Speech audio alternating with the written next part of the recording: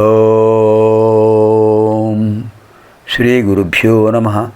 వాగర్థావివ సంపృక్తౌ వాగర్థ ప్రతిపత్తయే జగతః పితరౌ వందే పార్వతీ పరమేశ్వరౌ. శృతిస్మృతిపురాణానాం ఆలయం కరుణాలయం నమామి భగవత్పాదం శంకరం లోకశంకరం. ఇప్పుడు మనం 63వ లహరిలో ప్రవేశిస్తున్నాం. ముందుగా శంకరుల వారు అనుగ్రహించినటువంటి ఆంజనేయ స్తుతిలో 4వ శ్లోకం.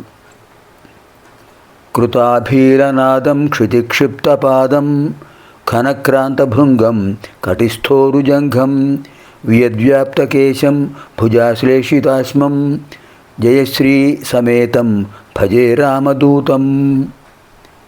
కృతాభీరనాదం, భయంకరమైన గర్జన చేస్తారు స్వామివారు. రాక్షసులను చూడగానే కోపం వచ్చేస్తుంది ఆయనకి. గర్జన చేస్తారు, భయంకరమైన గర్జన. కృతాభీరనాదం, భయంకరమైన నాదం. క్షితిక్షిప్తపాదం, కోపంతో నేల మీద అడుగును గట్టిగా వేస్తారు. ఘనక్రాంత భృంగం, ఒక్కసారిగా మేఘ ధ్వని ఎలా ఉంటుందో అలా ఆయన గర్జన వ్యాపిస్తుంది. కటిస్థోరుజంఘం, కటిస్థ ఉరుజంఘం, నడుం మీద చేతుల్లో పెట్టుకుంటారు స్వామి. కటిస్థ ఉరుజంఘం, అలాగే తొడల మీద చేతులు పెట్టుకుంటారు. వియద్వ్యాప్త కేశం, ఆయన కేశములు ఆకాశమంతా నిండిపోయి ఉంటాయి. భుజాశ్లేషితాశ్మం, ఆయన భుజాల మీద పర్వతాలు ఉంటాయి రాక్షస సంహారం కోసం. భజే, అలాంటి స్వామివారు. జయశ్రీ సమేతం భజే రామదూతం. ఎక్కడికి వెళ్ళినా ఆయనకి జయమే కదా. రామాయణంలో కానీ పరాశర సంహితలో కానీ, అంటే ఆంజనేయ స్వామి వారి చరిత్రను పరాశరులు వారు, వ్యాసుల వారి తండ్రి గ్రంథం రాశారు. దాని పేరు పరాశర సంహిత. ఆ పరాశర సంహితలో ఆంజనేయ స్వామి వారి చరిత్ర, ఆంజనేయ స్వామి వారి విభిన్న మంత్రాలు ఉంటాయి. అద్భుతమైనటువంటి 120 అధ్యాయాలతో ఉంటుంది బృహద్ గ్రంథం. ఇంకా రామాయణంలో ఉత్తరకాండలో మొత్తం కిష్కింధకాండ నుంచి ఉత్తరకాండ వరకు ఆంజనేయ స్వామి వారు లేకుండా రామాయణం జరగలేదు. అలాంటి స్వామివారు రామదూత. ఎక్కడికి వెళ్ళినా ఆయనకి జయమే. జయశ్రీ సమేతం భజే రామదూతం. కృతాభీరనాదం క్షితిక్షిప్తపాదం ఘనక్రాంతభృంగం కటిస్థోరుజంఘం వియద్వ్యాప్తకేశం భుజాశ్లేషితాశ్మం జయశ్రీ సమేతం భజే రామదూతం. ఇప్పుడు 63వ లహరి. మార్గావర్తిత పాదుకా పశుపతే రంగస్య కూర్చాయతే గండూషాంబునిషేచనం పురరిపోర్దివ్యాభిషేకాయతే కించిద్భక్షితమాంసశేషకబళం నవ్యోపహారాయతే భక్తి కిం నకరోత్యహో వనచరో భక్తావదంసాయతే. ఎంత అద్భుతమైన భావనండి. తిన్నడు ఆటవికుడు, ఎటువంటి సంస్కారము లేనివాడు పరమేశ్వరుణ్ణి సేవించి మోక్షం పొందాడు. ఆ కథను అద్భుతంగా వివరించారు.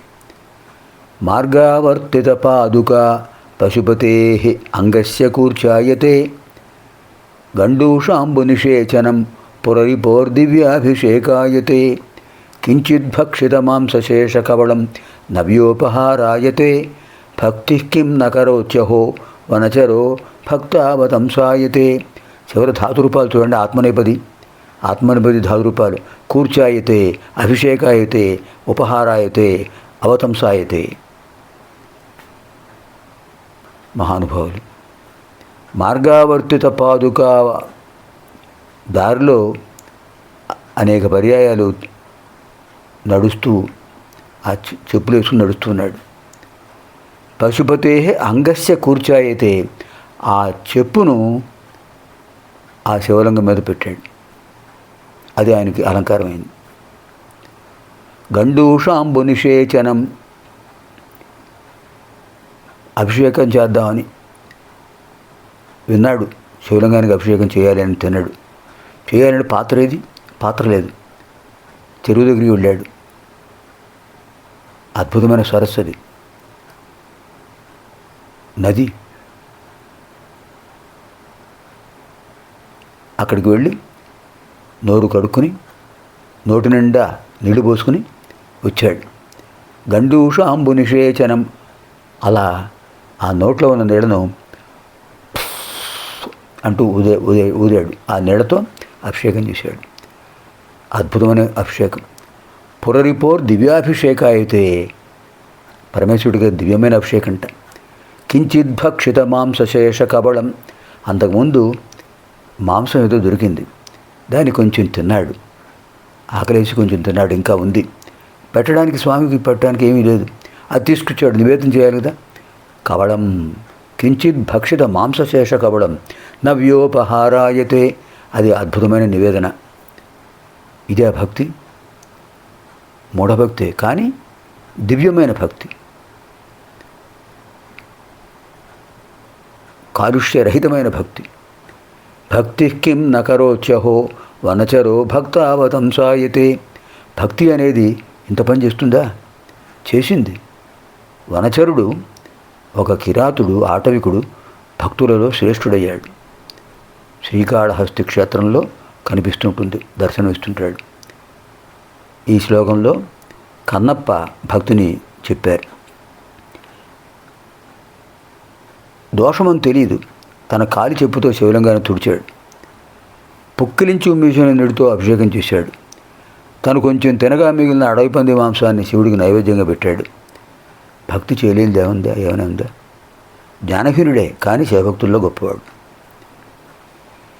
మార్గావర్తిత పాదుకా పశుపదే రంగస్య కూర్చాయతే గండూషాంబు నిషేచనం పురరిపోర్దివ్యాభిషేకాయతే కించిద్భక్షిత మాంసశేష కవళం నవ్యోపహారాయతే భక్తి కిం నకరోచ్యహో వనచరో భక్తావతంసాయతే.